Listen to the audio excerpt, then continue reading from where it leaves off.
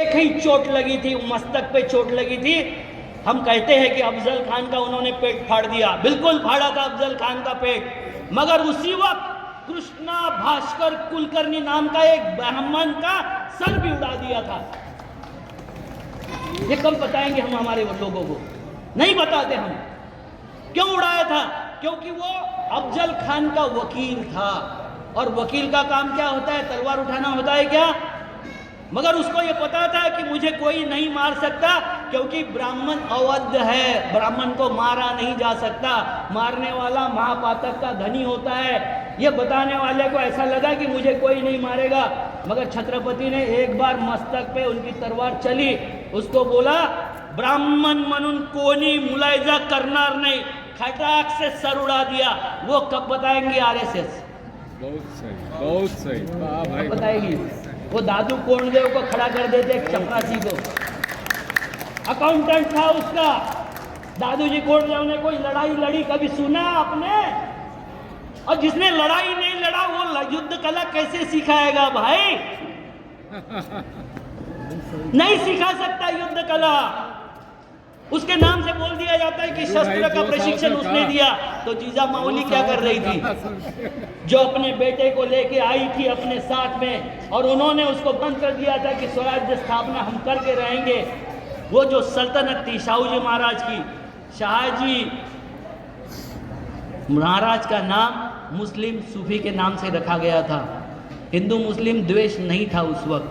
उस वक्त जो द्वेष था, उस वक्त जो चिढ़ थी, वो इन शाहों के विरोध में थी, क्योंकि ये शाहे अल्लाह अय्याशी करते थे, और हमारे जो जमींदार लोग थे उनकी चाकरी करते हुए हमारी ही प्रजा पर अत्याचार अन्याय करते थे। उसके विरोध में छत्रपति खड़े हुए।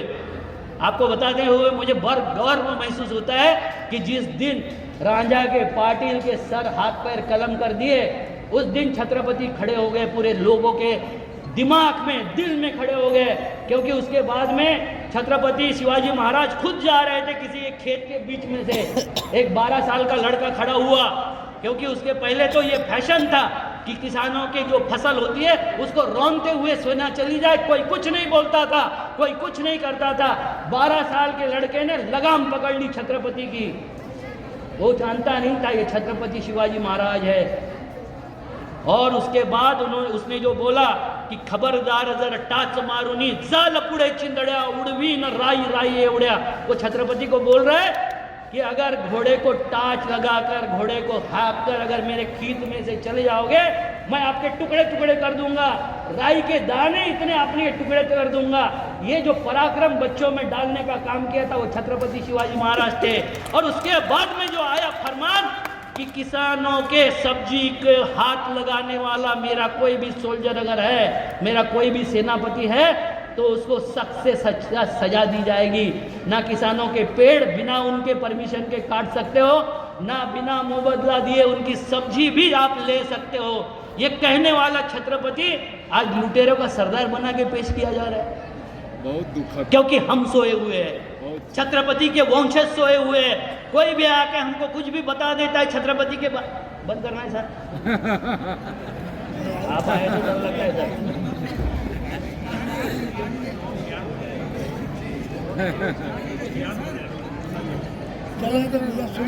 उन्होंने राजा शिव छत्रपति शिवाजी महाराज ने 350 किले बनाए।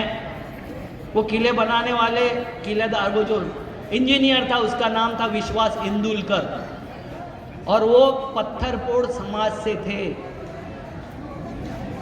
छत्रपति शिवाजी महाराज कभी पराजित नहीं हुए, क्योंकि उनका जो हेरगिरी का प्रमुख था वो बहरजी नाइक था, भटका यानी घुमंतु जातियों का आदमी, उनका वो पूरे के पूरे। और अब हम किताबों से औरंगजेब का नाम मिटाना चाहते हैं, तो औरंगजेब का नाम नहीं मिटा रहे, आप छत्रपति शिवाजी का नाम मिटा रहे हो। क्योंकि औरंगजेब तो हवा में, यानी छत्रपति शिवाजी महाराज हवा में तलवार भांज रहे थे क्या? अगर औरंगजेब था नहीं तो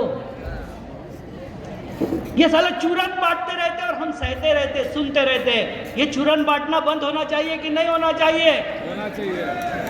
ये हिंदुत्व का चूरन बंद होना चाहिए कि नहीं होना चाहिए? मैं पूरे महाराष्ट्र में बोलता हूँ, हिंदुत्व का मतलब ब्राह्मणत्व है, हिंदुत्व का मतलब हिंदू नहीं है। क्योंकि हिंदू ऐसा व्यक्ति है, हिंदू ऐसा आदमी है कि जिसके यहाँ आकर इस्लाम भी 82 जातियों में बंट गया। हमने हमारे जैसे मुसलमान को कर दिया, मुसलमान में भी जातियां हो गई। दुनिया के किसी मुसलमान देश में सिया सुन्नी के सिवा और कोई जाति नहीं है। ये मेरा देश है कि मुसलमान भी मेरे जैसा हो गया, ईसाई भी मेरे जैसा हो गया। इतने जितने विचार आए वो सबको हमने अपने जैसा कर दिया, क्योंकि हम किसान थे और वो किसानों का राजा था। ये आज आटा बेसन मांग के खाने वाले हमारे जो लोग हैं, जिनके हाथ में सत्ता आ गई, जैसे हमारे यहाँ मजदूर काम करते थे और उनको हम विदागी देते थे, सीधा देते थे, ये आप लोग ही है, आपके घरों में सबको सीधा मिलता था। ब्राह्मणों को भी आपके ही घर से बेसन और आटा मिलता था, जिनके उनके पेट पलते थे। वो कहते थे हमको, वो क्या कहते थे कि सरस्वती और लक्ष्मी एक जगह नहीं आ सकती। आज क्या हो गया चमत्कार कि सरस्वती भी उनके पास, लक्ष्मी भी उनके पास, राज भी उनके पास, राजकाज भी उनके पास, और हम फिर तो साला देने वाला मांगने पर उतारू हो गया। बिना मांगे उनको आरक्षण मिल जाता है, बिना मांगे नौकरी मिल जाती है, बिना मांगे लोन मिल जाता है, बिना मांगे पैसा मिल जाता है, और हमारे लोग चिल्लाते रहते कुछ भी नहीं मिलता। उसका कारण है कि हम व्यवस्था को समझे नहीं, उसका प्रशिक्षण हमारे पास में नहीं है, और ये प्रशिक्षण करने वाले लोगों का सम्मान भी आप लोग नहीं करते। MG वैद्य नाम के RSS के चिंतक थे, जिन्होंने तरुण भारत की नींव डाला था। मैं नागपुर से आता हूं, मुझे एक एक चीज पता है, एक एक चीज। विनोबा भावे ने बोला था कि अगर देश का भला करना है तो ये विश्ववल्ली है, इसको नागपुर के लोगों को ही गाड़ना पड़ेगा। और ये विनोबा भावे का पत्र वायरल है, मैं नहीं बोल रहा हूं, नहीं तो आप बोलोगे मैं बोल रहा हूं। विनोबा भावे ने बोला था कि इस विचारधारा को गाड़ने के लिए नागपुर को लोगों को खड़ा होना पड़ेगा, और हम खड़े हुए। मैं मेरे परिवार का इतिहास बताता हूं कि छत्रपति के पहले जो बाल सखा थे, 5-10 बाल सखा, उसमें सूर्याजी काकड़े नाम का भी मेरे पुरखे का नाम है। 1942 की जो स्वतंत्रता संग्राम हुआ, उसमें मेरे 3 चाचा मारे गए। एक का अगर नागपुर आते हो तो छाती फाड़ के पुतला है, पीठ पे गोली नहीं खाया हमने, छाती पे गोली खाया। 3 चाचा मेरे मारे गए, और नामांतरण आंदोलन में भी मेरा सगा चचेरा भाई मारा गया।